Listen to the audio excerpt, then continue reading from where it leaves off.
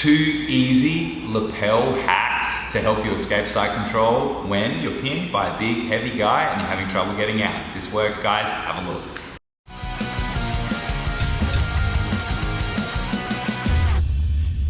Hey guys, Coach Tom here. I get a lot of messages from people, especially beginners, saying when I get pinned under the biggest students in my academy, I just can't get out. Side control, my ribs hurt. What are some secrets? And obviously I just tell them, well, practice, get conditioned. But in reality, even I often, at least once a week, have to use one of these 2 little lapel secrets, all right, when I escape.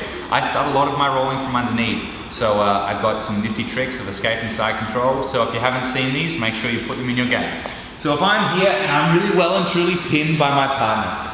So I'm here and whether he has an underhook here is kind of irrelevant for this first one, okay? If I had an underhook, I'm always going to be better off, but we can just pretend that I don't for this one.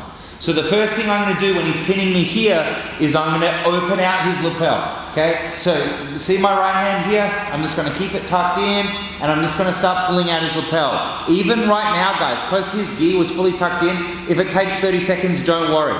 You'll find you can suffer much easier when you're doing something than just trying to get out. 30 seconds is an eternity. But when I'm working on a small project, like pulling out a lapel, it is much easier to suffer for 30 seconds because I'm making progress.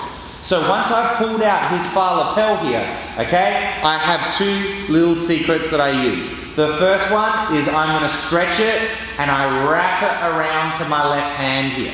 Okay, I keep this left elbow low, but I'm going to pull and then grab. Pull, grab, pull, grab. And now I can pull with my left hand and that starts to take his weight off. So now I can start moving this way and if he tries to follow me, he's stuck.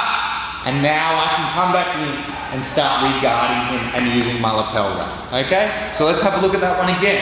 So he's holding me nice and tight and I might have an underhook this time, it doesn't matter. Even if I don't, I can still just pull this lapel out. If it takes me a minute, it takes me a minute. Then I'm going to stretch and grab, stretch and grab, stretch and grab. And now when I pull my left arm back, I'll pull his weight off, but then as I start to move, he can't follow me. And now I can try to re-guard him here. All right, so that's an easy way that I can use the lapel. Second hack, I'm going to be pinned and I'm assuming the worst, cross-face, underhook. My life can't get worse than this. So I'm going to start pulling out his lapel, okay? And now when I grab it, this time instead of passing it to my left hand, I'll keep my left elbow tight and I'm going to use one of 2 tools.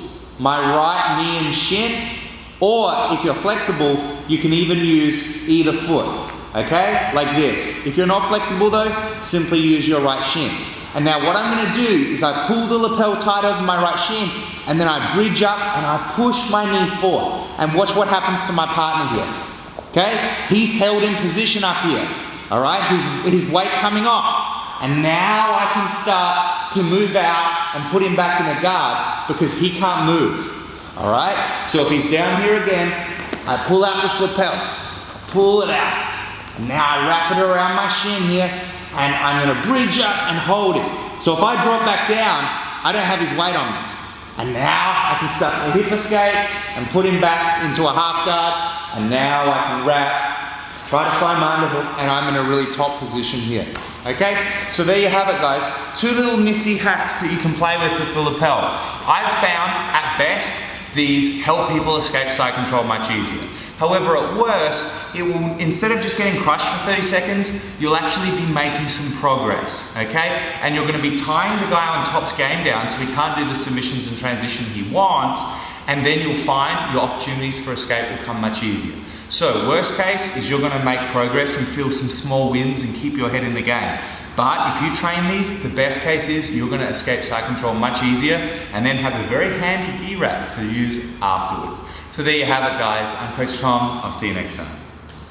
Hey guys, thanks for watching the video. I hope you loved it. Don't forget to subscribe to our YouTube channel or check out more of our YouTube videos here. We are a free BJJ resource bringing you BJJ techniques and tips and hacks every day for free, forever, to make your life on the mats more fun. I'm Coach Tom. I'll see you next time.